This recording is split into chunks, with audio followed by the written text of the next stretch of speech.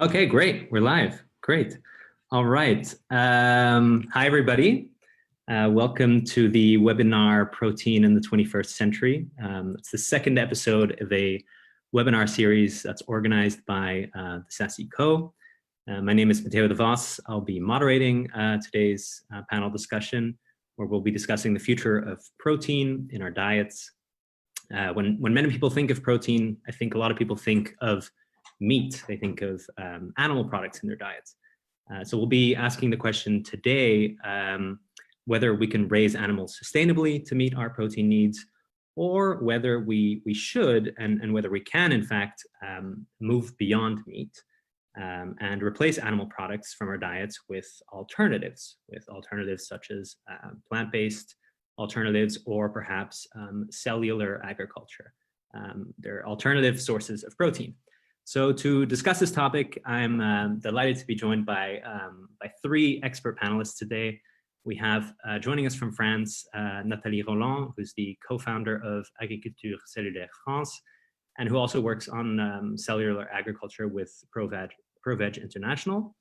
Then we have from the US joining us, Andrew deCoriolis, good morning, the Executive Director of Farm Forward. And joining us from the United Kingdom, Patrick Holden, the founder and chief executive of the Sustainable Food Trust. Hi, Patrick. So we've got a lot of interesting material to cover. I'll try to do my best, as I've told you, to keep an eye on the time and also to keep in mind that Patrick, unfortunately, you'll have to leave a little earlier. But before I give the floor to you to introduce yourselves a little further and how your respective organizations are addressing the topic of protein and animal agriculture, I'll just say a few words on the SASI Co. And also why, at this point in time, we've chosen to focus on the issue of protein and animal agriculture. So the SASI Co. is a global sustainability agency. It was founded 2.5 years ago by 46 alumni of the Sustainability and Social Innovations Masters at HEC Paris Business School. I'm one of the proud 46 co-founders. Between us, we speak 15 languages. We're from 25 different countries. We try and leverage that diversity and our shared passions by making sustainability more accessible and more inclusive for businesses. And concretely, what we do is we offer team building workshops to inspire businesses. We help companies develop holistic, stakeholder-centric business models. And we lock in businesses by guiding them through impact measurement and B Corp certification. So you might be asking, what is the SASI company? Why are we focusing on protein today? Well, one of the strengths of our organization is that we all actually work in different sectors. So alongside being a co-founder, I also work for Greenpeace on sustainable agriculture, on that campaign in Belgium. And I'm also the host of a podcast called the For Food's Sake podcast, which is a podcast about the juicy nuances of the food movement. I've had Andrew and Patrick on the podcast before.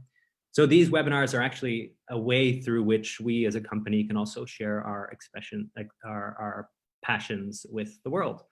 So, I mean, my passion is food and what we eat, I think may just be the most intimate way and direct way through which individuals interact with sustainability issues every day. I think the choice of protein that we choose in our diets defines not only what's on our plates, but also how and what we farm and how we understand and see the future of food. We all know that food has an enormous global environmental impact. Agriculture is responsible for about 1/4 of global greenhouse gas emissions. And animal agriculture in particular is responsible for 14.5% of global greenhouse gas emissions. And if we look at industrial animal agriculture, so industrial livestock production, that's where we also see it's also a major contributor to mass deforestation, to global biodiversity loss, and to water pollution, notwithstanding, of course, the massive animal welfare issues that are associated with that. So that's kind of where we are today. We've got global meat consumption that keeps on rising, and so does the pressure of meat-heavy diets on the natural world.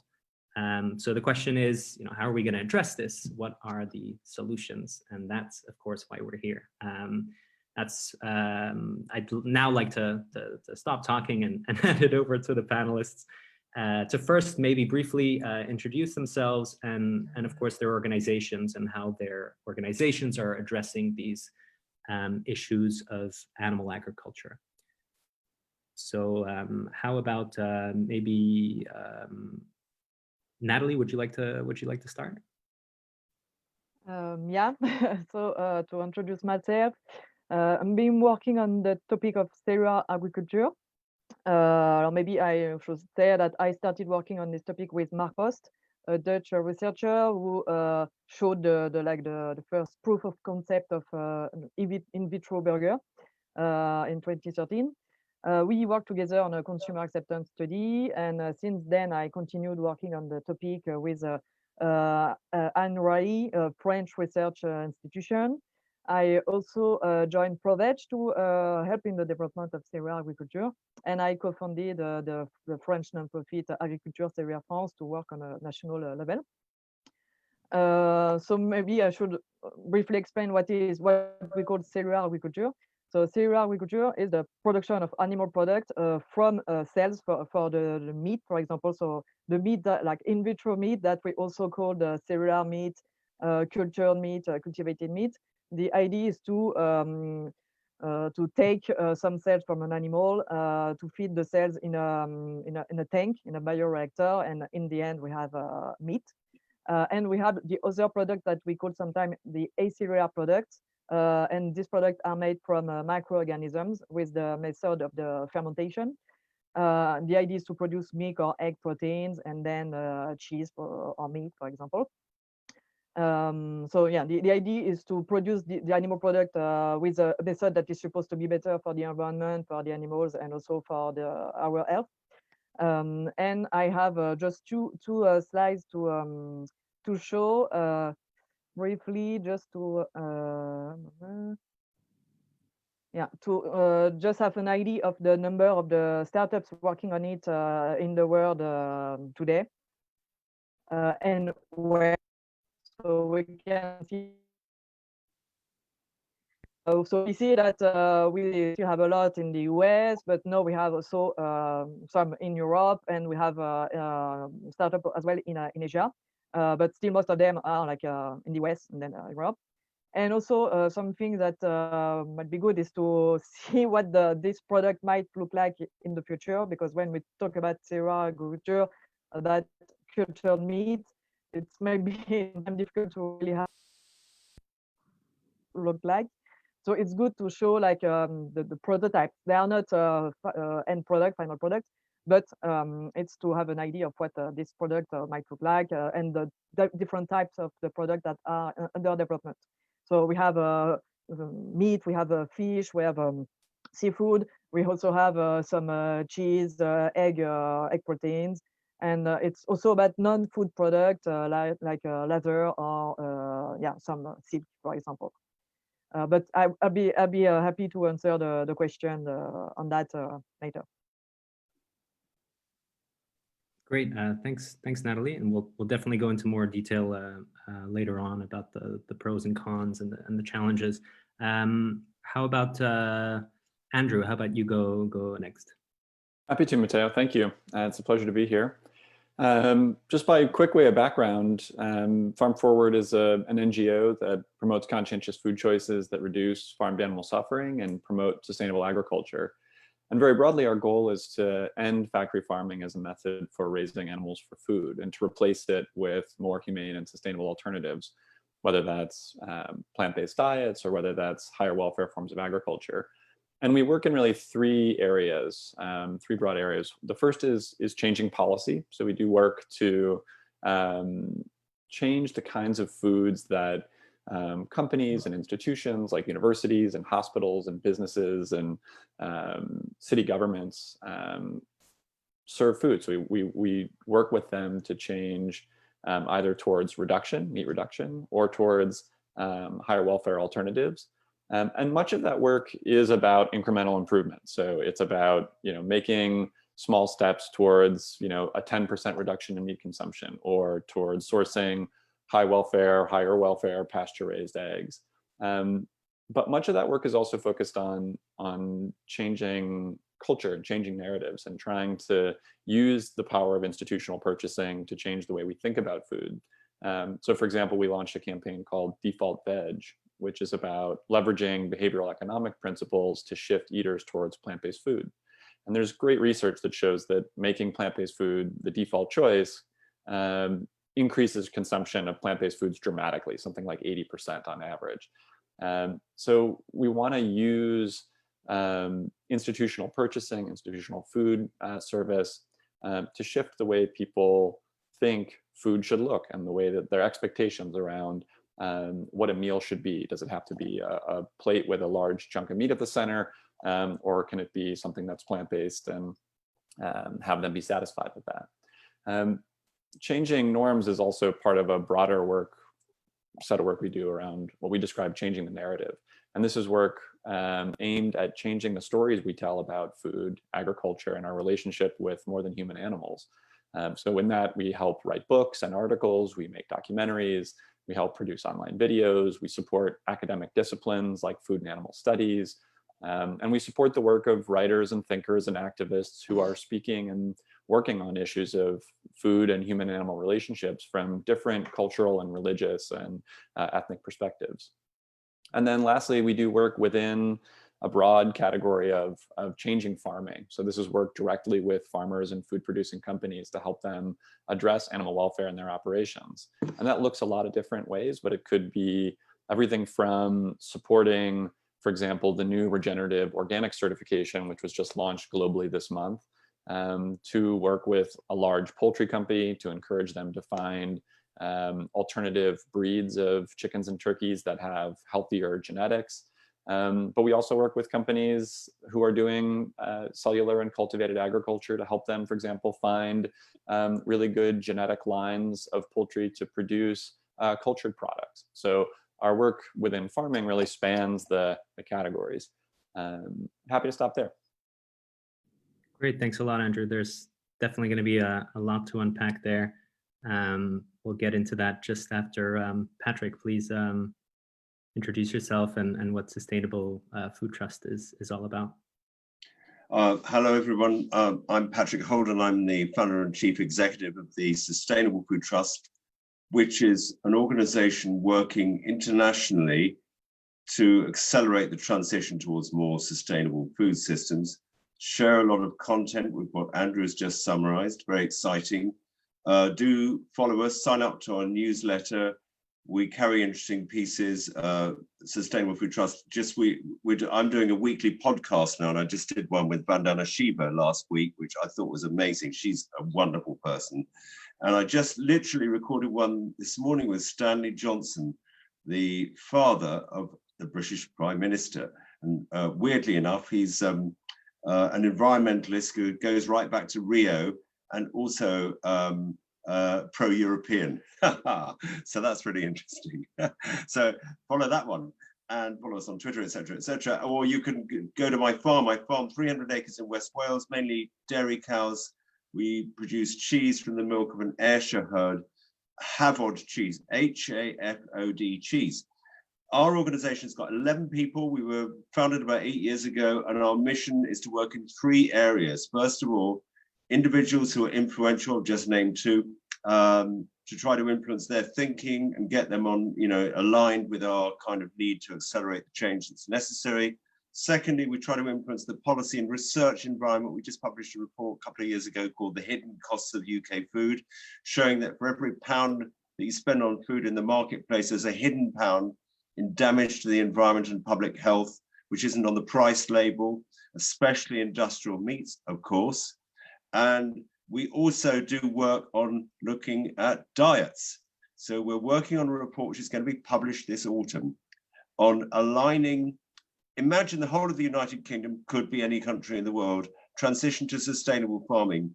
What food would be produced in what ratios? And that should inform what we eat, because in an answer to everyone's question, what should I eat to be healthy and sustainable? We say you should eat what sustainable farmers can produce in the proportions that would come from a nationwide transition to sustainable agriculture. So watch this space for that report.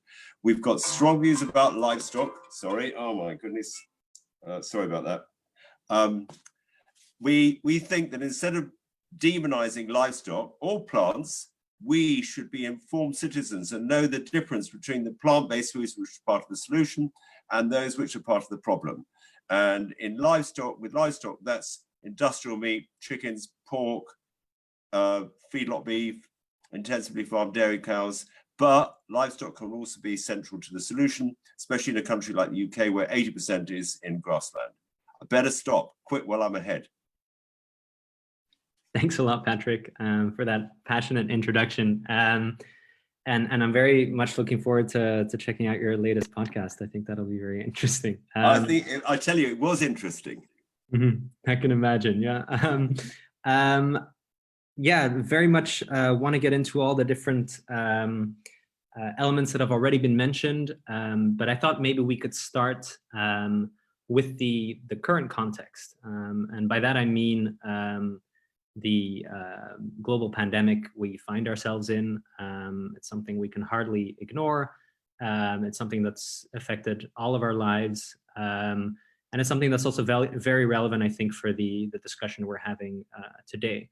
So what I'd like to do as a first question is to ask each one of you how you personally, if you'd like, but also how your organization has experienced in the last 4 or so months our current reality. I'd love to hear some of your observations, maybe also see some of the trends that you've seen in your respective countries, what the public discourse has been like around animal agriculture and around protein.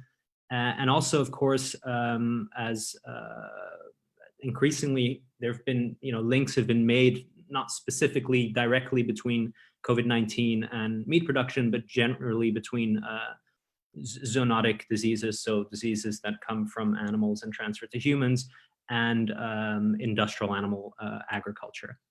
So perhaps, Andrew, we can start with you. I know the situation in the US is very precarious.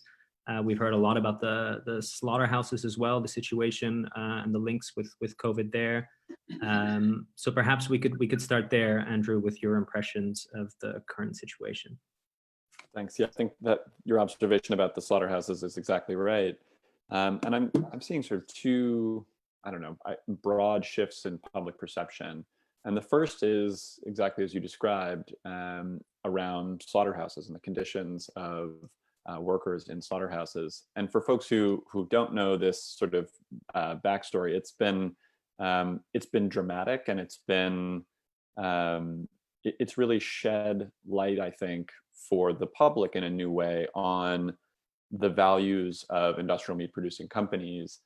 In this case, as COVID was really ramping up in the United States, one of the major hotspots were slaughterhouses, and there are something like now 30,000 workers in the food chain who have contracted COVID while at work. Some more than 150 have died, and the response to this, understandably, from local public health officials and state leaders, was to begin to either shut or modify the operations of slaughterhouses.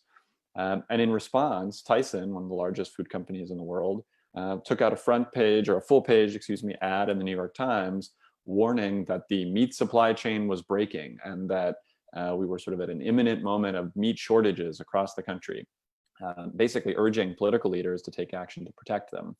And indeed they did. President Trump, several days later, for the first time during the pandemic, implemented what's called the Defense Production Act, which required that all meat companies remain open. So slaughterhouses were then forced to open, overriding local public health officials. And Tyson's, this is a cynical push to reopen unsafe slaughterhouses. And what's now come out is that at the same time that, major meat companies were pushing to reopen unsafe plants, they were also dramatically increasing the volume of meat that they were exporting. And there were, many meat executives who were on the record in various ways, basically saying that, if we don't reopen, we're going to lose our export markets. This is incredibly cynical. They're very brazenly putting the health of workers and the public at risk for their profit. And I think that that's something that the public is now seeing in really stark relief. The other piece, Matteo, you mentioned is about pandemics. I think that's exactly right. I mean, we are all living now with the costs of a global pandemic. And I think any conversation in the future about how we reduce the risk of future pandemics will have to address industrial scale animal agriculture. The WHO and the CDC have long warned about the risk of pandemic flus, specifically swine and bird flus. And we've had major outbreaks of both. And it seems clear that it's really only a matter of time before a truly terrible pandemic emerges from industrial scale poultry or pig farming. And anything that we do to reduce the risk of pandemic potential from animal agriculture is going to require dramatic shifts in the ways that we raise animals for food. It's going to require that we raise different breeds of animals who have robust immune system. It's going to require much less density. It's going to require new biosecurity measures. It's going to require a wide variety of sort of production changes if we take that risk seriously. And I think both of the stories, both about meat companies focused on maximizing profits for themselves rather than protecting workers or the public, and I think the pandemic risk of industrial scale animal farming, both of these facts will create pressure for the types of political reforms that are necessary to shift production towards more sustainable and humane forms of agriculture, whether that's more plant-based agriculture or whether that's more sort of regenerative ecological farming. Yeah, that makes sense. And I mean, you mentioned just a quick follow-up question here on in your introduction. You mentioned Farm Forward works a lot on changing narratives, and especially given the kind of the scandals that have surrounded slaughterhouses and these and big meat companies like Tyson. Do you think this might be an opportunity where your usual work around incremental change and maybe having that shift of minus 10%? Of meat and of industrial meat and dairy in a diet, do you think that might now be a catalyst for faster change? Do you think something has fundamentally shifted in the way people understand their relationship to food and to industrial food and to the way that we encroach on nature? Or do you think maybe that's too early to say? I think it absolutely creates the conditions for more substantial change. I mean, there are moments where we have sort of slow grinding incremental change, and then we have events that align to create a moment for sort of punctuated dramatic change. And I think we're in such a moment. There's no guarantees, of course, that kind of change will happen. The forces of maintaining status quo are strong. As evidenced by Tyson, lying to president in a newspaper to change policies. But there certainly is the opportunity for this kind of change. And, I think you see it with, in the US, we have senators who are calling for investigations in Congress into the practices of big meat companies, specifically around the issues of worker safety and exporting meat at the same time that they're, putting the public's health at risk. And we have a bill for the first time in my working life on these issues in Congress called the Farm System Reform Act, which was introduced by Senators Cory Booker and Elizabeth Warren, and is aimed at restricting the construction of new CAFOs and at provide funds to transition farmers and food producing companies away from industrial scale production. And this is the kind of bill that in normal times I would think, this isn't gonna go anywhere. This doesn't have much chance yet of passing. But in this climate, it absolutely does have a chance. And as the political environment in the U.S. changes, hopefully it changes for the better in November. I think there may be an opportunity to push some more radical reform like that kind of bill. Okay, yeah. Nathalie, I'd be interested in hearing your perspective, European perspective about the context. Specifically, I mean, as you mentioned, you work with ProVeg in Europe, and I'd be interested to hear about how you've experienced this current situation and whether, for instance, as I know we've seen in Belgium, there's been a lot of interest and sometimes an explosion in sales of plant-based alternatives. So what have you experienced over the last 4 months in this pandemic? Just maybe I should say that at ProVeg, I'm actually the only one not working on the plant-based field product. I'm really specialized on cereal agriculture, so I cannot really talk about the plant-based product. I guess, but I guess that the direction, the situation is almost the same for the plant-based product and cereal agriculture. I think that I see more and more people making this link between the industrial animal farming and the risk of pandemics. And I think this is something that might help the people actually to really change the way they consume. Because, for example, I made a study on consumer acceptance, and we observed that the type of information that had the best impact on the people was like the personal benefits, like what really impact directly the people, their own health, like better than the fact that something can be good for the planet or the animals. It's they want to make sure that this thing is good for them, and also they are very interested to know that it's something good for themselves. And as they I think it make it clear for the people what are the consequences of and the downside of the industrial animal farming. So I think it's good in a way to have the people realize that and have like a concrete example to see. I also think that in general, the people that don't really like to live in this like uncertainty. So for I think like the non-profit working on it and the companies developing the product, this is not so good. But also at the same time, I heard that the investors are especially interested and are coming because they really see the interest of investing in these companies and startups. So it's, I think, another good thing that is happening because it really shows the importance of developing good alternatives to the industrial animal products.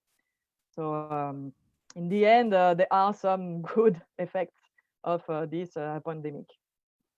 Yeah, it's very interesting. I think we'll definitely have to come back to the interesting point you made about the health perspective, and that sometimes is the driving factor for people. But before we do that, Patrick, I'd love to hear also your perspective on the current situation, and particularly also the realities for impacted livestock farmers. Not only the experience of farmers in the UK and beyond, if you can comment on that, but also maybe the perception that you've felt as an organization of people towards livestock farmers, if you felt that shift in any way, or if you've had any particular experience with that regard in this current climate. Yeah, just to pick up on Nathalie's point about health and the shock of COVID, I think that health is a big driver for change after this pandemic. And I just heard on the BBC World Service, I think it was the night before last, or maybe it's published yesterday, a report which looked at the effect of lockdown on deaths. And the conclusion was that the prior health of nations before COVID was a more important factor in reducing the number of deaths than the lockdown. So in other words, if you are healthy and vital and you get COVID, you're less likely to die than if you are already sick. And nations, particularly the US, that have industrialized their farming systems and eat heavily processed food, they're more vulnerable when they get COVID than nations who are eating an essentially and intrinsically healthier diet. So I think that's really something to bear in mind. And I think, like animals that know when the tsunami is coming, millions of people all over the world have intuitively believed and sought out better quality food as a reaction to COVID. So you asked the question about my farm, because we're farm's a case study with 300 acres, we milk cows, we make cheese. When it all happened in March, our cheese sales stopped altogether for about a month. So that was pretty dramatic. And we had to, we have this furloughing scheme in the UK. The Chancellor paid people to just go on holiday for a few weeks or months. And so we shut down the cheese making operation. And then gradually it started coming back. We're now back to about our cheese some was exported, some was sold in Wales, a lot was sold to restaurants. That stopped altogether, it hasn't come back. But what is really interesting to report is a massive renaissance of interest, resurgence of interest in local food, online food, farmers markets when they're able to open again, but alternatives to farmers markets, virtual farmers markets held in parking lots. You know, there's been incredible innovation and people are seeking out food with a better backstory. And I don't think this is going to go away. I think it's a lasting legacy of COVID-19. And where we are today, Jamie Oliver, very famous chef in the UK, he just did what he calls a shout out for our cheese. And that had a little surge of sales, which was really nice. Thank you, Jamie.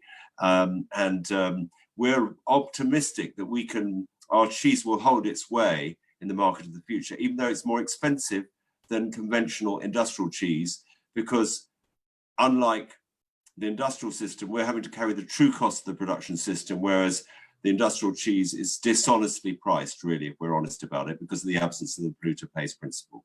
So yeah, I think COVID, for all the terror of it, is going to produce a lasting change in our relationship with our food. And I predict that this relocalization of our food systems is going to be one of the legacies.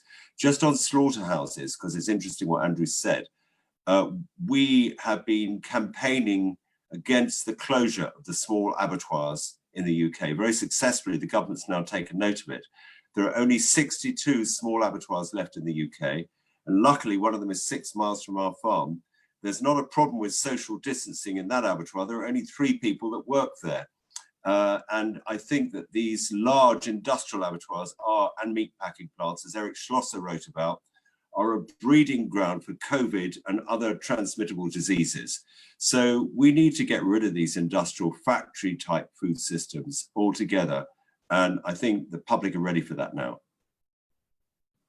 Thank you, Patrick. It's a very hopeful and encouraging message to talk about the relocalization of food. I hope you I just want to say one other thing. Sure, there's a consciousness shift going on, and especially amongst young people. I was around in the 60s. There was a big consciousness shift that went on then. There's another one going on now. Young people get this. They're ready for change. That's why we should be hopeful. All right. Well, let's jump right in and talk about change then. I'd like to now we'll continue the conversation by focusing exactly on these alternatives. What are the alternatives to this industrialized animal agriculture system that on all fronts, as we've just mentioned, whether it's environmental, from a health perspective, from an animal welfare perspective, is truly unsustainable and horrific.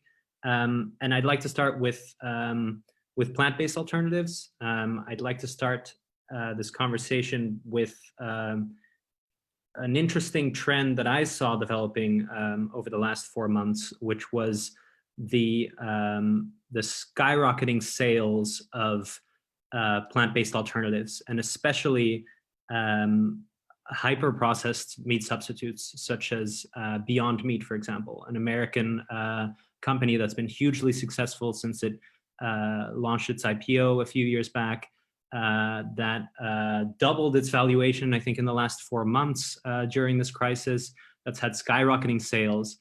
And we had a very interesting question that was submitted, pre-submitted by an audience member, Devisha, who works on SDG alignment, Sustainable Development Goals alignment at Schneider Electric in Hungary. And her question, which I think is very relevant to this discussion, is can plant-based meat alternatives be associated with ecological integrity? And if yes, how? And she's also asked if we could please comment on intensive agriculture and on air miles and other supply chain issues. Perhaps, I don't know who'd like to start about the ecological integrity of perhaps meat substitutes such as Beyond Meat or other examples. I can comment on an aspect of that. Sure. I'd like to be challenging about the ecological integrity of the actual production system of these plant-based alternative protein products, because I think we need to look very carefully at their footprint. But what I would like to talk about is the way in which farming systems work. and that the ecological integrity of those farming systems. I have a great friend called Peter Seger, who's a vegetable producer, who's a vegetarian, who lives down the road from me, 8 miles, and he's producing fantastic organic vegetables on about 15 acres of a 45-acre farm. The other 30 acres is in grass and clover to build fertility. So he has a crop rotation where he composts the grass and clover. He used to graze it with sheep, but they kept getting out, so he got rid of the sheep. And 30 acres is building fertility, and then 15 acres is cashing in on it. Some of it is polytunnel, and he's built soil. He's carbon negative. So you can feed people with delicious vegetables at scale through a plant-based system. However, I'm 8 miles down the road from Peter. We have 300 acres, slightly poorer soils. We're extensive farmers really compared to Peter. He's an intensive farmer. And we do need animals to make sense of the farm that we're running. So basically we do grow some crops, and we used to grow carrots, but actually the livestock are an important part of maintaining the pastures and turning them into food. And if you look at the United Kingdom, about 2/3 of the whole agricultural land area of the United Kingdom is in grass and clover or grass-based fields. And those lands can only produce food if they're grazed with ruminant animals. Now we could just leave them to rewild, or we could compost the grass and do it to vegetables biologically intensively, but actually to make the maximum productivity of that ecological system, livestock, grass-fed livestock can play a role. So I want to make the case for that part of the system, because I think it's really important. Thanks, Patrick. Yeah, I think it's a very relevant point, and I think I'd really like to come back to that point about the role of livestock in valorizing and making use of non-arable land. But maybe just on the specific point of plant-based alternatives, and this is perhaps a way to complement the point that Patrick was making. And let's throw in cultured meat here as well, and Nathalie, into this discussion. Do you think cultured meat alternatives could be something that could play a complementary role here, in that they could perhaps replace the factory farmed meat component in our system? So we have clearly, and I think Patrick would agree on this, an overproduction problem. We have too much meat and dairy production. So of the wrong kind. Right. Yes. So is this where, Nathalie, do you think this is where something where maybe cultured meat could play a role in replacing the so-called bad meat or meat that's clearly unsustainable? But first, I think that it's good to think about all of these alternatives to the industrial animal farming as complementary solutions. And I think that it's good to also for the consumers to have the choice, because the consumers, they don't like to think that we're not letting them decide what they want to do. So it's always better to offer new options, offer new solutions. And I think that the better solution would be to explain that we have to eat much less conventional animal products and develop alternatives. And I think that each alternative might also be of interest for a certain type of consumers, and they all have their benefits. So I think it's a good thing to develop all of them in parallel, and see so depending on the impact on the environment and the human's health and everything, because like the plant-based product, we already know that they have a very positive impact on the environment. They are good for also for the animal, in terms of animal welfare, and it's in general good for it's healthy. But about the sterile agriculture product, we don't have all of the answers right now, because these products are still under development. So the situation is not exactly the same. But I think it's good to develop all of the solutions that might have a good impact on our planet, and just go in the right direction and transfer the food system. But I really think that it's good not to oppose them, but really think about that as a complementary solutions. Thank you. And Andrew, would you like to comment on this, and perhaps also bring in, you mentioned in your introduction default veg. I think that's perhaps also an interesting perspective.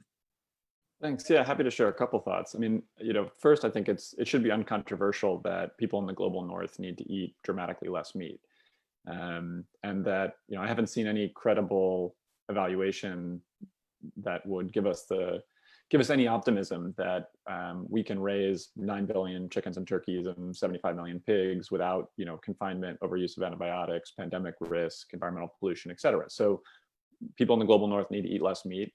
We need to shift diets towards more plant-based foods, and plant-based meat substitutes and plant-based products can be part of that.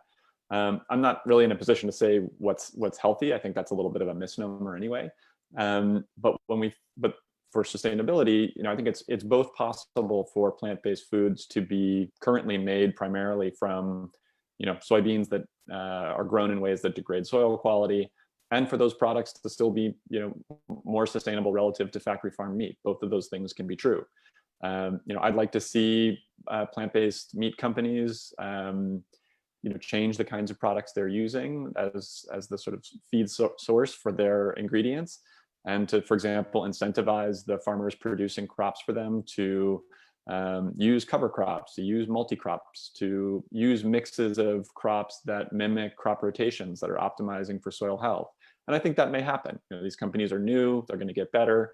I think they can improve their footprints, but their footprints are already broadly better than industrial animal production. I think the more important question for me is, to what extent can plant-based meat and dairy products reduce demand for animal products? I think right now, I'm going to leave aside cellular products and culture products, and I'm excited to hear Nathalie talk a little bit more about that. But for me, when I look at the evidence around plant-based meat and dairy products, I don't see much evidence to suggest that these products, despite their huge growth in sales, are having any impact on the sales of animal products. I'll give just one example. So in the United States, there's an organization called the Plant-Based Foods Association. They recently did a pilot project with a major US retailer where they moved plant-based meat into the fresh meat section. So they took it out of this isolated refrigerated section, they moved it into the fresh meat section, sold it right alongside of hamburgers. And they found a huge increase in sales, 25 to 35%, depending on the store sort of geography in the US. But during those same periods, the retailers saw no decrease in the amount of meat that they sold. And the retailers said that they were happy about that. So I think it's pretty clear that the retailers are excited about selling new products at high margin.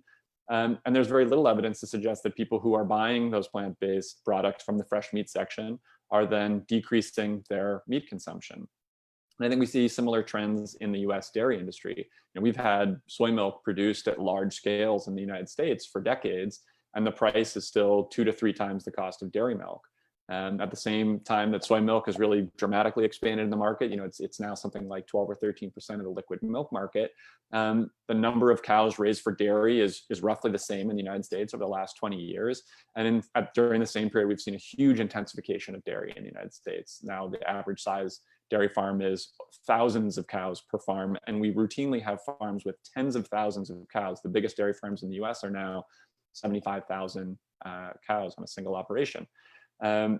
So, when we think about plant-based foods, the sort of holy grail people talk about is, well, we're going to get these products to price parity. They're going to be cheaper than animal products, and they're going to outcompete animal products in the market. And I think that really sort of ignores much of the dynamics within retail pricing that are really setting the price, and it ignores the fact that right now there is a fairly limited base of consumers who are willing to pay for those products, and because retailers think that they can sell them at a higher margin, they're going to continue to do that. And I think as part of that, there's also questions about business model and ownership structure. You said Beyond Meat is now public, which is fantastic, but that means they're now legally obligated to maximize profit for their shareholders, which means that if they can sell plant-based burgers for $1 more a pound than ground beef, they're going to do that. And so the role that these products play in replacing animal products, industrial scale or industrial animal products or any other animal product, is still unclear to me. I certainly hope that this is the outcome, that these products can become cost competitive with industrial animal products. But I'm skeptical, because I think that that's as much an outcome of our political economy as it is something inherent about the production of these products on farms. That's a really fascinating point. I mean, yeah, you would intuitively assume more plant-based sales means less meat sales, but it's not necessarily the case. And just on that point, actually, we had a question that links into that from the audience, from Purvi, who studies strategic management at Tilburg University in the Netherlands. And the question was, what is the potential of plant-based proteins such as lentils and soy in getting accepted worldwide culturally? And I think that's an interesting question, because I think it relates to what you were saying, Andrew, in the sense that meat sales can keep going up, and certain people are buying more plant-based alternatives, but if there's no cultural acceptance of these plant-based alternatives as a real substitute for industrial meat, then we have a real issue there. Does anyone want to comment on the cultural aspect? Well, I would like to talk about the money, which I think is cultural. We have a dishonest pricing for all our food systems. And until we change that, this idea that, Impossible Burgers or whatever kind of plant-based food can match parity with industrial meat is completely the wrong approach, because the industrial meat is dishonestly priced. It's costing the earth. It's costing us irreversible climate change. It's costing us the end of antibiotics. It's costing us too much. And if we put all those negative externalities, as the economists call them, the hidden costs, which we're already paying for in hidden ways or deferring for the next generation, on the price of those disgusting industrial meat products, people would stop buying them because they'd be unaffordable. And so we've got to go back into the economic system that is really sending everyone the wrong messages, and put that right. We have to have the redirection of farm subsidies, which in the case of the Farm Bill are misdirected and are effectively subsidizing industrial agriculture. And we have to have the application of the polluter pays principle. And we can only achieve that if politicians think it's going to cost them getting re-elected if they don't do it. And at the moment, they know that's not the case. They think that the electorate are driven by cheap food or the cheapness of food. I think that is the elephant in the room, dishonest food pricing. And I think there are cultural issues with, getting people to switch from eating a meat-based diet to a plant-based diet. That's right. But I think we have to assume that the public are really sophisticated and want to know the truth about the food systems that they're addicted to at the moment, why they're wrong, and crucially, like the prayer, to know the difference between the two. And I think that applies very much to livestock. It's all very well saying eat less meat or eat less livestock products. That's too simplistic.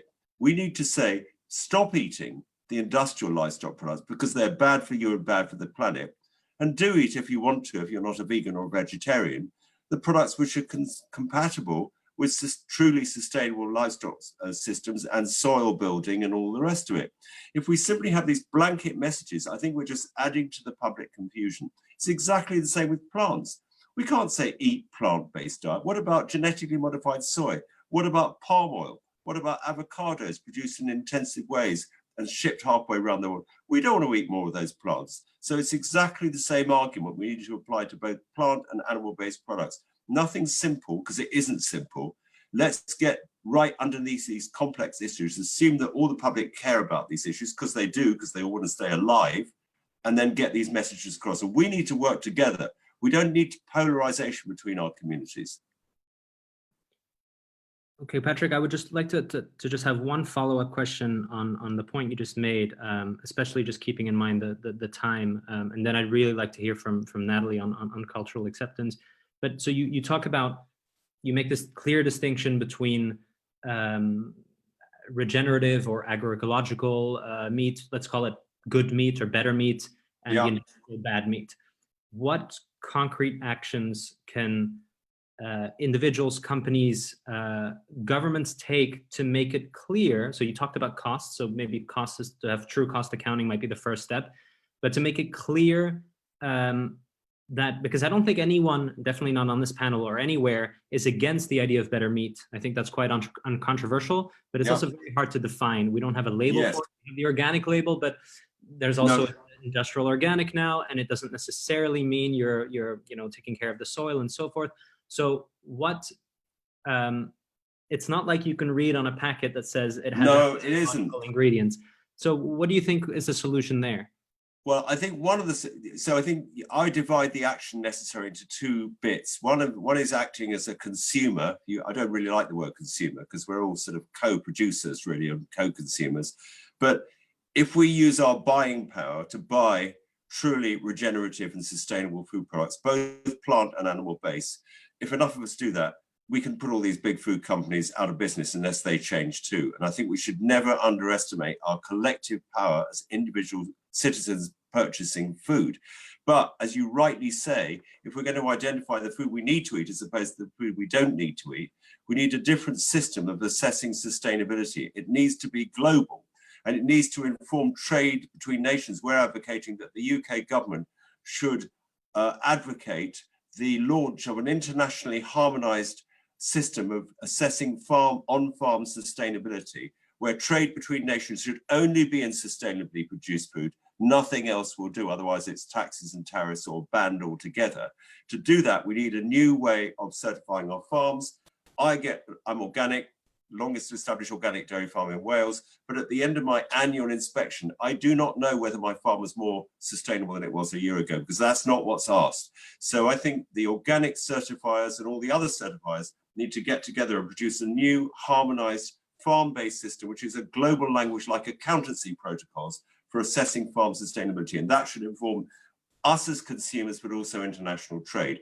The other thing we need to do is to act as citizens and make sure that politicians know that unless they start to apply the polluter pays principle, redirect the farm subsidies, we're not going to vote for them.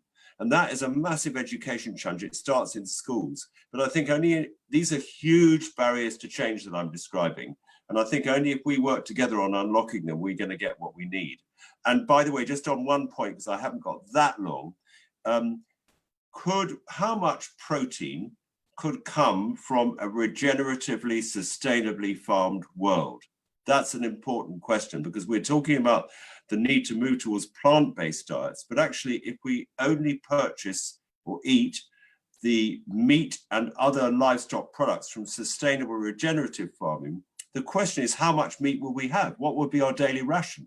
So what we are doing at the moment is we're conducting a survey, converting on a mathematical, not a modeling exercise, the whole of the UK, but it could be done in America as well, and looking at the ratios of livestock, plant, and every other product, and then dividing that by the total number of citizens, and then you get a daily diet. And I think we would have enough protein from the truly regenerative farming systems, animal protein, and other dairy products and others, to provide enough of the essential nutrients that we need, even if we gave up all industrial livestock production, which we must, because that's outside the planetary boundaries. It's contributing towards irreversible change, climate change, and it's ethically unacceptable. Thank you, Patrick. Yeah, are you referring just quickly to the Soil Association study that's being done in the UK, or there's a Soil Association study which has a French partner, which is ongoing, but no, ours is different from that. It's very simple. We're trying to address the question, what should we eat to be healthy and sustainable? We think you should eat what the farmers farming sustainably near where you live could actually produce. It will be different in France and in America and the United Kingdom. It will be a different diet, but we need to know, because in relation to our staple foods, I'm not saying we should ban imports. I want tea, coffee, and bananas, thank you very much. But in relation to the staple foods, that's what we need to eat. And in the ratios that our farmers can produce them, that's been left out. The Eat Lancet report came out with this notional global diet. It's nonsense, because it doesn't differentiate between the place where you live. All right, Nathalie, would you like to comment on? I'd be very interested in hearing on the cultural acceptance issues related to cultured meat. I think that's. General, you mean? Yes, or specifically in France and in Europe, your experience on this question of whether plant-based alternatives or cultured-based alternatives can be culturally acceptable? Well, in terms of consumer acceptance, we have some data. I especially know about the consumer acceptance of the cultured meat. But just to say something about what we were discussing about, and the possibility for the plant-based product to represent a significant market share of the global meat market.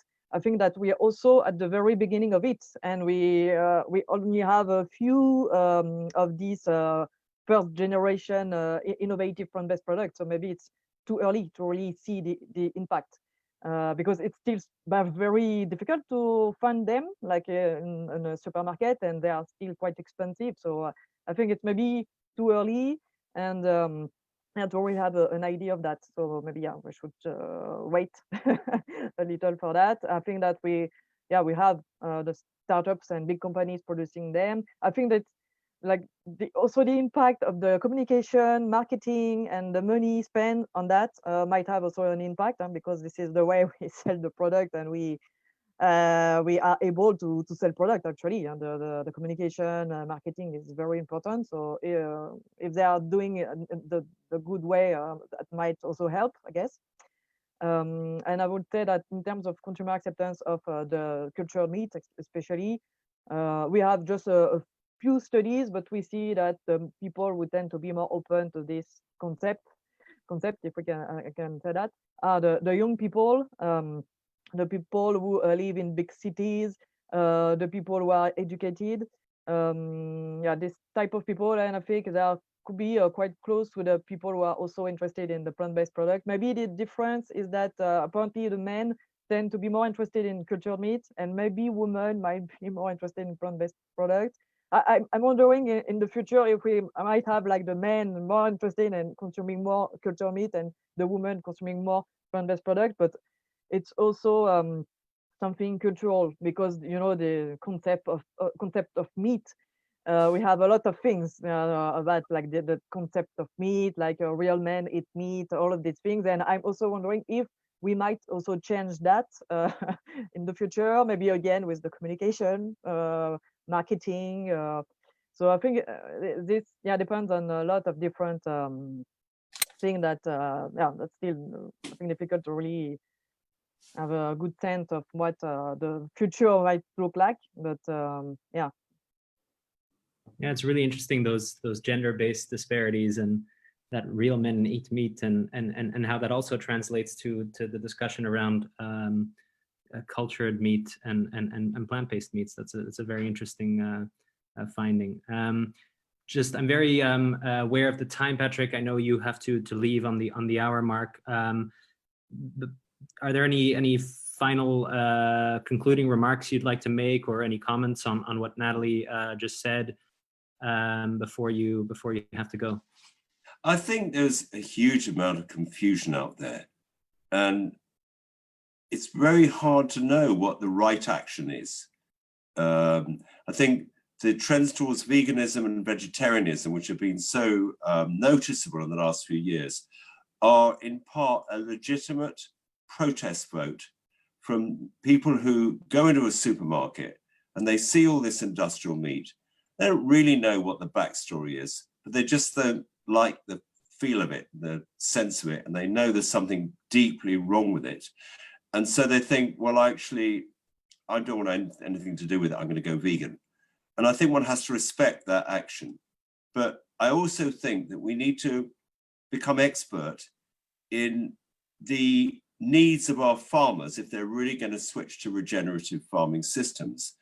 And I can say, for instance, just to give you an example, in the west of the United Kingdom right now, livestock farmers who are farming beef and sheep, grass-fed, are experiencing a downturn in the market for red meat, because most young people, if you just ask an average young person, reasonably well educated, if you're going to eat meat at all, what would you think would be the least unsustainable meat? In other words, if you're going to do the right thing and you eat meat, what's the meat you should eat? They'll say chicken. And in fact, chicken, apart from, you know, pasture-reared or reared organic chicken, is probably the worst meat you'd eat.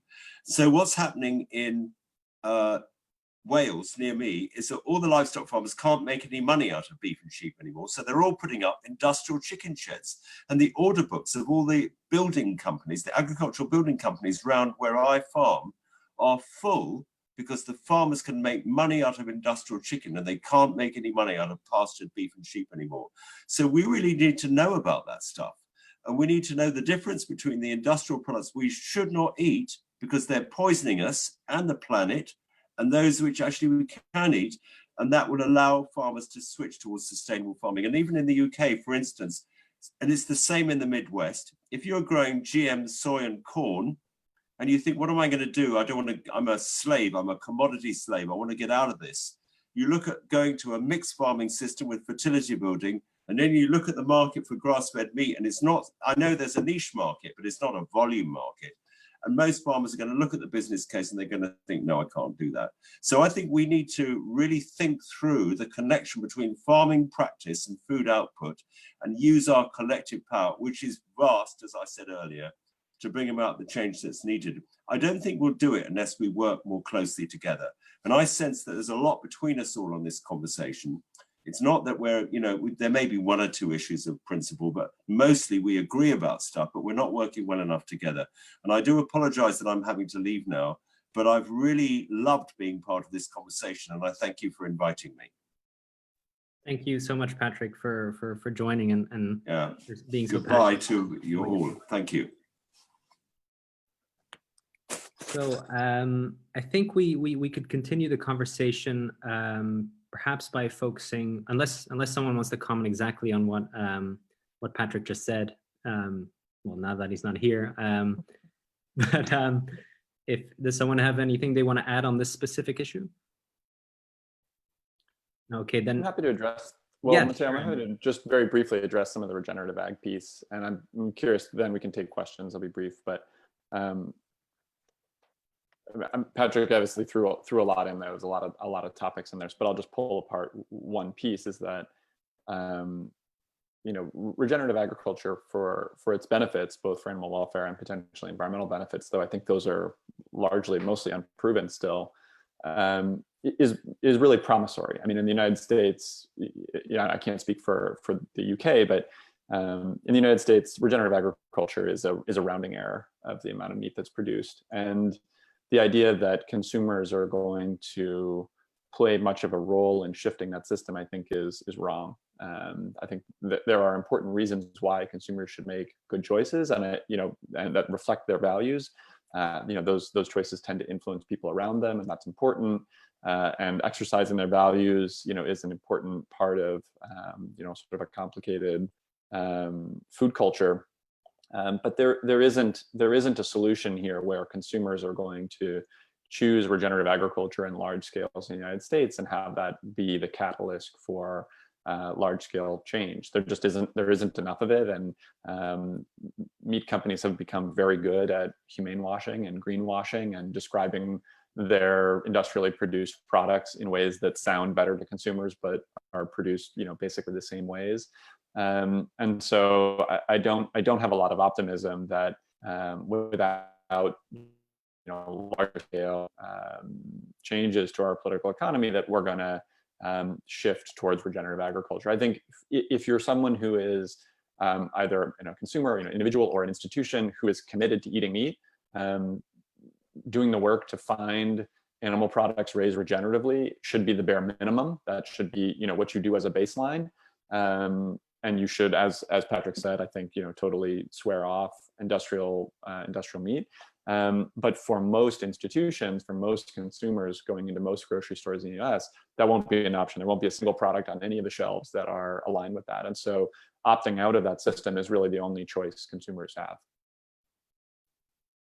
Okay, yeah, that's a very good point. I'd like to shift and really still talk a little bit more here about opting out and opting out by choosing cultured meat. Nathalie, we've touched here and there a bit of uncultured meat, but let's really now make that the focus, because I think it's such an interesting sometimes misunderstood concept, as you've touched on a little bit, and also promising, and it still seems so far away sometimes when people talk about cultured meat and growing meat, or however you want to describe it. Can you maybe describe, what the timeline is of this becoming a realistic alternative that could compete with meat or with plant-based alternatives?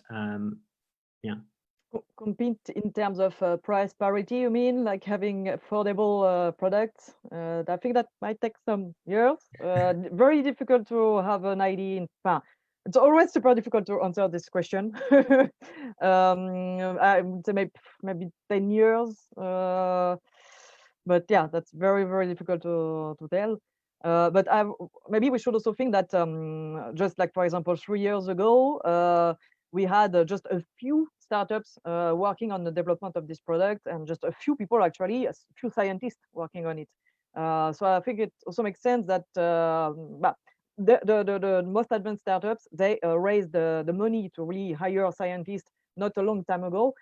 So we might see things moving fast in the coming years. But that's something new, to have really companies with the means to really hire and develop the products. So I think that's important to remember that it's still something very nascent field, very new, but we also know that we have some challenges to overcome, because this thing is being producing for the first time. So I guess that at maybe every step of the process, they have challenges. And the idea is to have people working on it and finding solutions. But the companies were willing to reproduce the meat, and we see other companies specializing in just one part of the process. And I think this way we might have a better chance to move faster with that. But yeah, it's really, like, again, difficult to really have an idea of like the timeline. We might have, I think we have the first product on the market in the coming years, so maybe 3-5 years. But this product should be expensive in the beginning. And the idea is, like, it's the same for every new product with a lot of R&D made. Just taking some time to have the cost decreasing. So it's a matter of, I think, of time, of people, of money, and just like people willing to really work on that. Motivation, I would say. And just touching on the fact that you mentioned it's still very new and in the early stages, it's interesting to see that despite that, this might in part be cultural. There's already, some people, there's a backlash. Some people find it, more synthetic, and sometimes people call it Frankenstein meat. And there's also, what's also interesting is there's one study I know of, an Oxford study, that made an initial environmental comparison between different production systems, including cultured meats, and came to the conclusion, again, very early stages though, that it might not necessarily be as environmentally friendly. Could you touch upon maybe that study or those initial types of backlashes that you're hearing about when it comes to cultured meat? Yeah, but actually this study, the conclusion just said that we're not sure, we cannot be sure, but when you really read the study, you also see that cultured meat might be worse for the environment, only in the worst case scenario. So and also I think we have to think that the timeline in this study is 1,000 years. So it doesn't make any sense to have to think like 1,000 years away, and thinking that the technology will not improve. So I'm not sure that this study is really helpful, actually. We have a few life cycle assessment with some encouraging results, because I read all of the studies on this topic. And I still think that the results are very encouraging, but we cannot be sure of this result, because we don't have any plants today. Like, only the most advanced companies are starting building their pilot plant. but we cannot like verify this impact. So for now, I would say that we have a few life cycle assessment, few studies done on the impact on the environment, and the results are very encouraging. So this Oxford study, actually, I don't really know why they made a study like that, and especially with this 1,000 years timeline. And I also think that like the study has a conclusion, and the articles in the press talking about the study, what they say in the articles was very far away from the conclusion of the study, and I don't know why exactly. Yeah, But it doesn't reflect what we have in the study in the end. And about the backlash, I would say that yeah, I think it's normal to have this first rejection when we hear about a concept that we don't know, and also especially because it's about food. I think it takes some time for the people to are more familiar with this concept, and I think this is why the information is important. And I think it's also because the people, they compare with something that doesn't exist, because like the marketing is here to make the people think that conventional meat is natural, but it's not. So it's also that the people compare with something that doesn't exist. So I think that people have to realize what is industrial meat first, and learn about what is cultured meat, to have then the possibility to really compare both products. That's a very valid point. Andrew, I see you nodding along. Do you want to, you have anything to comment on that? I don't know. Nathalie's the expert. I appreciate the perspective. Great. Okay, I think I'd like to now look ahead a little, not quite a 1,000 years, but and ask a question related to your respective visions for the future. So if we look ahead, let's say 30 years to 2050, we often talk about 2050.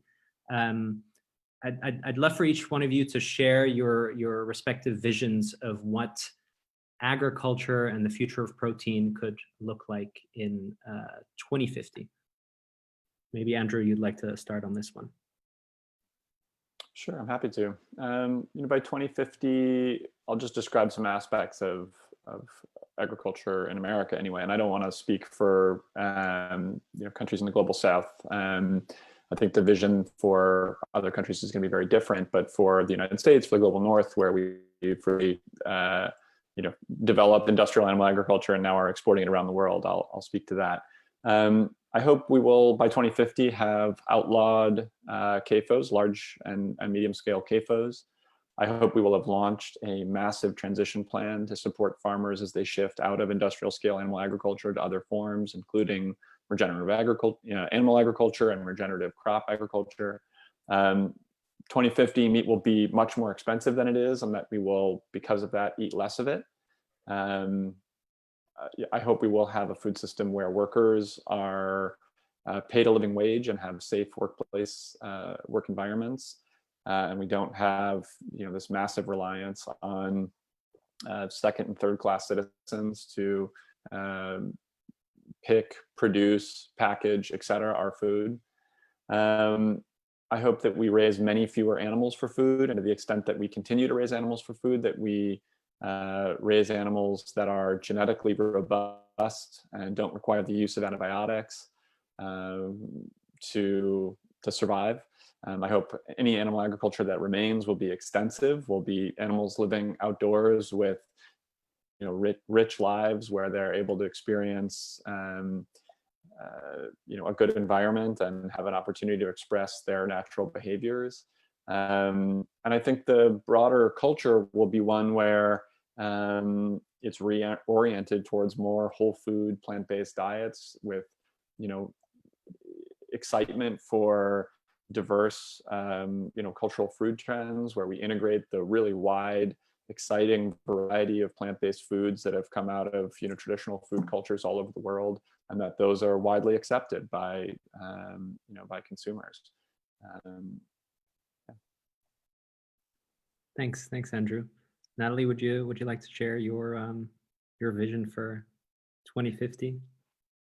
think it's similar. I hope also to see just the consumption of industrial animal product decreasing a lot, and also people understanding why we need this, that we need to really change the way we consume, we behave. I hope to see that a large part of this commercial animal market replaced by alternatives, so plant-based cereal agriculture, or maybe new alternative, new solutions. I hope to see these changes, but I also think that we have to, or sometimes we have to, because just in terms of natural resources, that's not really possible to feed the people the global population that's going to explode the way we feed the people today. So it's like we have no choice. We have to change, and I just hope that the people will understand that, and I also hope that these alternatives will be good enough to not that will not require for the consumers to make big efforts, because the challenge here in terms of consumer acceptance is to lower the obstacles for the people to adopt these alternatives. So these alternatives, they have to be good, to be close to the animal products, to be affordable. So I hope that they will have these characteristics in the coming years. Yeah, I think that's a very valid point. Both the consumer ease and I'd add, we've touched upon this a few times, and you have too, Andrew, that policy also reflects it, so that certain practices just are brought out of the market, not necessarily because consumers choose one or another, but just because they become illegal. There are certain practices that from an environmental perspective are not sustainable, and so it just makes sense to, even before we get to true cost accounting, it might just make sense, as you mentioned, for example, Andrew, to get rid of CAFOs.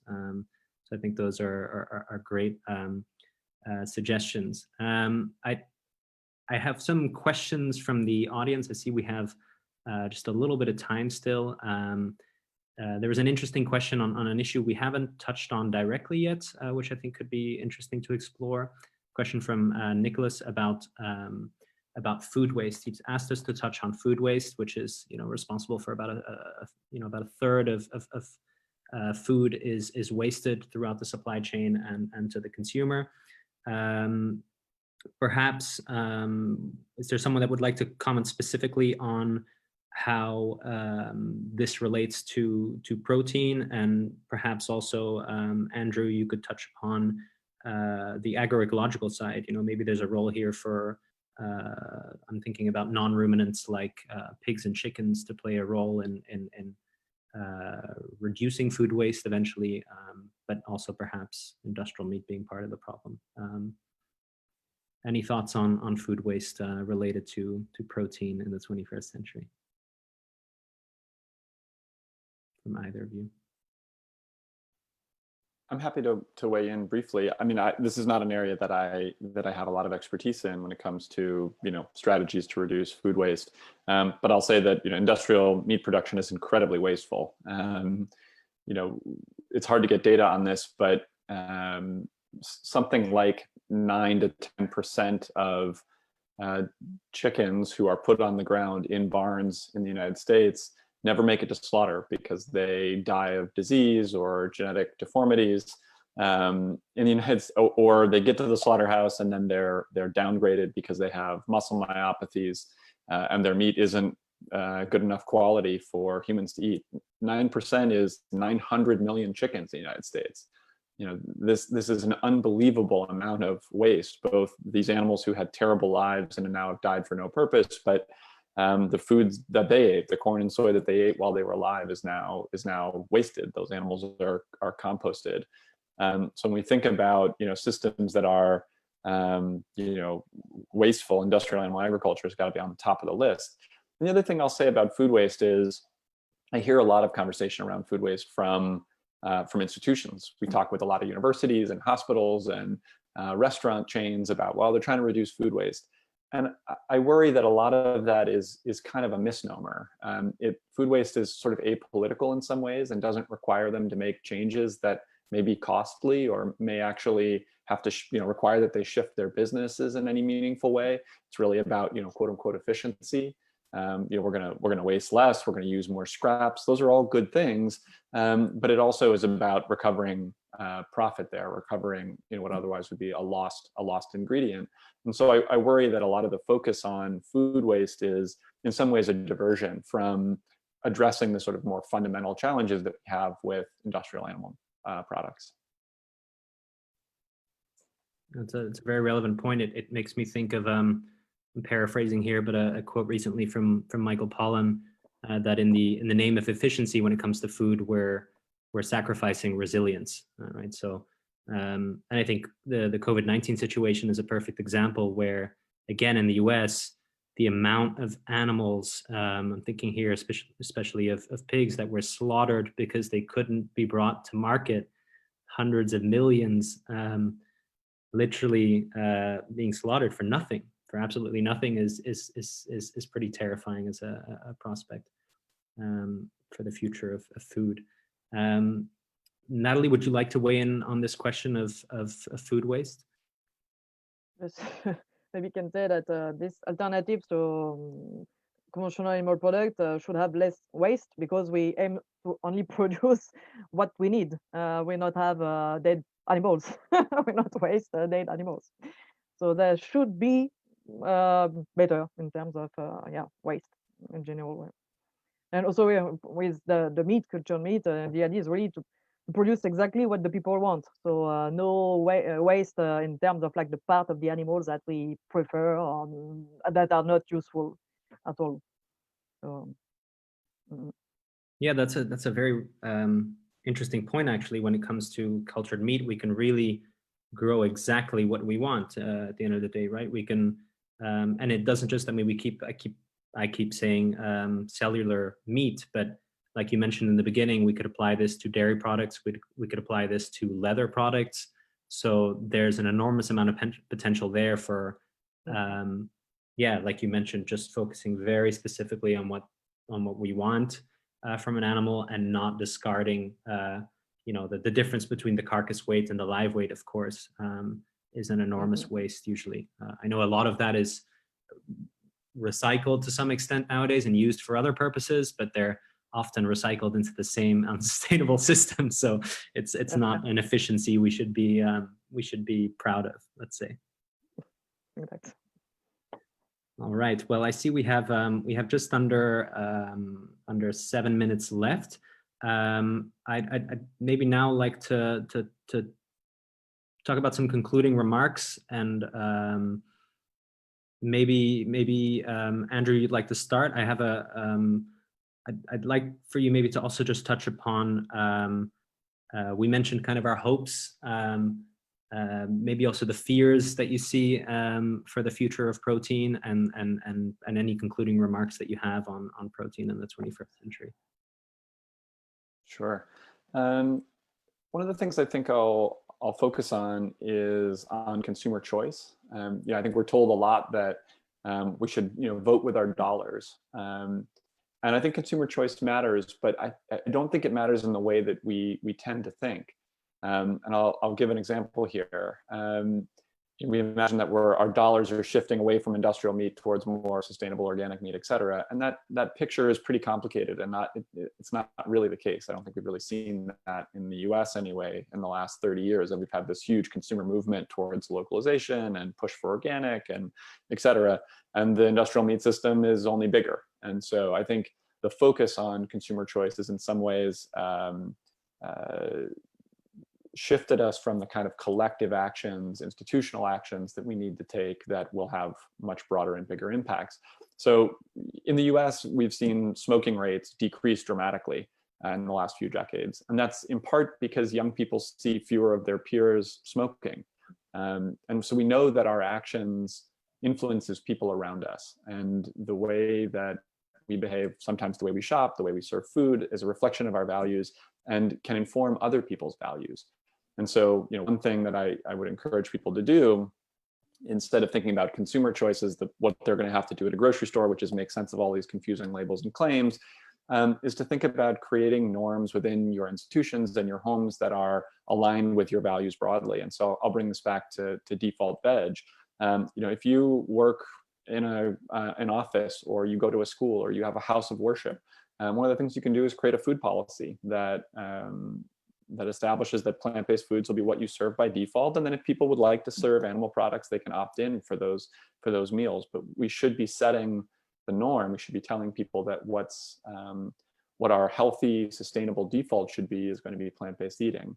And then going back to sort of consumer change, I think very little can happen until we exert more political power and vote and lobby for political change, both as individuals, but also as institutions. And part of that is connecting with a broader vision for a food system that is equitable, is anti-racist, is actively thinking about Black and brown people who are in the food system, and build a coalition of power that is going to require the kinds of changes we need to make. And I think that doesn't, in fact, I think we should avoid trying to, quote, work with food companies or work with companies to make this change. I think it's very unlikely that companies who've grown incredibly wealthy and powerful by exploiting people and animals and the environment are going to voluntarily give up those levers of power. And so I fear that we are putting too many, to use an animal phrase, eggs in this basket of working with these large food companies to, imagine that they're going to drive large-scale change, as opposed to doing the kind of hard and slow work of political organizing that I think is necessary to put in new conditions for our markets. And that includes making better markets for plant-based food companies and cultured meat companies and agroecological farming. But those really broad-scale changes don't happen without political change. So my fear is that we're not acting with appropriate sort of urgency and with an appropriate evaluation of where the sort of levers of power in this system are. They're not about consumers necessarily. They can do things to change cultural norms, which are important, but we really have to look to our political recourses. Thanks, Andrew. That's a really powerful and nuanced note to finish on. Nathalie, what would you like to say for your concluding remarks? I think that political change is also very important, and that, yes, it's also about informing the policymakers, because they maybe don't have always the time to really learn on these new topics. Maybe they should be, but my experience is that actually the food industry stakeholders are much more aware of that than the policymakers, and I think that should not be this. The situation should not be like this. I think as non-profit, this is our role to inform the policymakers, explain what are might be the solutions, the benefits, and also explain that the government should be involved as well. Also explain that because what is important to them is also to talk about job creation. So also talk about it, job creation, and something that is also something that they want to something important to them is to be competitive as a country. So it's, I think, also about informing them that if a country wants to stay competitive, they have also to be open to this new product in development. And for example, what we would like to see is more public research done on cereal agriculture, not only have the startups and the private sector funding the research. I think it's important to have also a control on the knowledge and just what is happening, and not have only companies working on it. But I think it's going to take some time for them to learn on it, understand why they should be involved, why a country should be involved. But we see some interesting initiatives, but I think it's taking some time. and especially compared to the people in the the for-profit sector, like the big food producers or investors. Yeah, I think that really the policymakers should really work on that. And as non-profit, we should also work with them and think about some initiatives and projects and go in this direction. Yeah, thank you, Nathalie. I think that's a very powerful point to finish on, that we should not put all our again, to use the animal expression, eggs in the private sector basket, and to that public institutions definitely have their role to play in cellular agriculture and alternatives in general. I think we are just on time here. I'd just like to thank you, Andrew, Nathalie, and Patrick, who's not here again anymore, for joining today. I thought it was a really interesting discussion. I'm really glad we touched on a bunch of different issues and that we found a lot of synergies. And I know personally that this is a subject that fascinates me and that I'll continue to work on, as I'm sure both of you will. I'd like to also just address the audience and thank them for the questions, which were very interesting. And also a shout out to the SASI Co and the workshops, the climate breakdown workshops that we're developing that I mentioned. I'd invite everyone to check them out on our website. The climate breakdown workshop is online for free. You can check it out. And it also holistically brings in the relevance of agriculture when it comes to the supply chain of businesses and understanding climate change and all the different ways in which climate change affects individuals, businesses, and organizations. So thank you again very much for joining, and I'm sure we'll be in touch soon. Thanks so much. Thank you. Thank you. Pleasure.